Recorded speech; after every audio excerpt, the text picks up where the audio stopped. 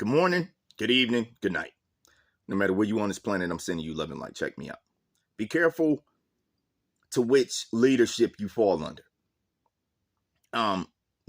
If you're spiritually sound and you're walking in spirit, a lot of the times you can kind of recognize, you can readily identify faulty character, faulty leadership. Not to necessarily say you're looking for it, but when you walk in spirit, things get revealed. So we're not talking about the obvious. We need to talk about the people of the cloth. See, the Bible is straight up tell you, you cannot be friends in the world, bro. Like, you can't be friends with the world. Every relationship comes with a sacrifice, an exchange. The world has evil in it. To try to befriend it, to try to move in a way where you apply New Age thinking to what was already written, it compromises the doctrine. Do you understand what I'm saying? It compromises you. And over time, you can be completely compromised by trying to do this dance and teeter the fence of walking the path of God, but doing it in a way that appeases and appeals to people in the world. Whether it's for money, right? Like physical, financial gain, clout, superficial. It's all superficial. But if you just want more views, you want that mega church, whatever you are, whatever you're doing it for, understand that you are at fault if it ain't pure, bro. Nobody's going to be completely pure, but you definitely don't got to do things that go against the doctrine. So watch the people of the cloth that you follow. These motherfuckers getting on TikTok dancing. These, excuse my language, but these people, you know, and I ain't saying nothing wrong with that, but I'm saying you're appeasing the world. See, I'm not saying God don't say improvise. Don't be innovative. Matthew, Mark, Luke, and John was all different perspectives of the same thing. You can have your perspective. That's okay. But when worldly perspective compromises how you walk through life,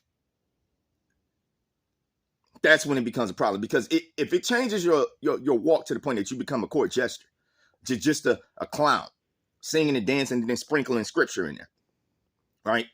You're doing things to appeal to the younger generation, right?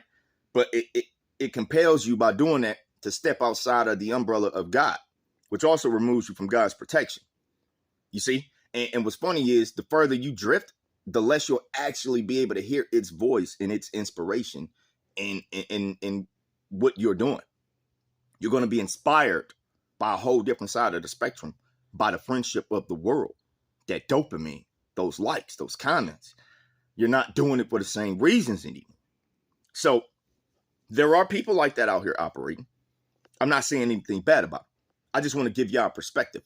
Certain things were here before this new age application, these trends, these dances, YouTube, TikTok, Instagram, all of it. Certain things were already written, bro. It's like universal laws, dog. And when people start mixing in worldly views with that, that's a problem. And you have to see that. You have to. I see a lot of singing and dancing pastors right now. And I know they ain't friends with God. Here's the worst part about this. Just because they're singing and dancing, it don't make them evil. Definitely not completely evil. We all got some darkness in us. But it's almost like a mockery to the mission when you got a guy or a girl who's supposed to be under the cloth, but you're doing things 50-50. God don't like fair weather friends. Stop trying to appease the world. Stop trying to release that dopamine, feel good about them likes and views, and those positive comments and those shares and those duets. Stop it. Because it compels you to act differently than what God wanted. Right? It compels you to act differently than what you wanted. You discover something else that you knew, like you discover something else that you might want in the world, but is it divine or is it desire? You see, so don't get so encapsulated in worldly desire, because it will surely become your new inspiration for the things that you do.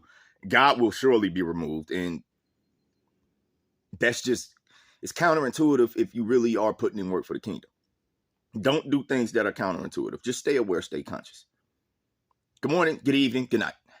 No matter where you are on this planet, I'm sending you love and light.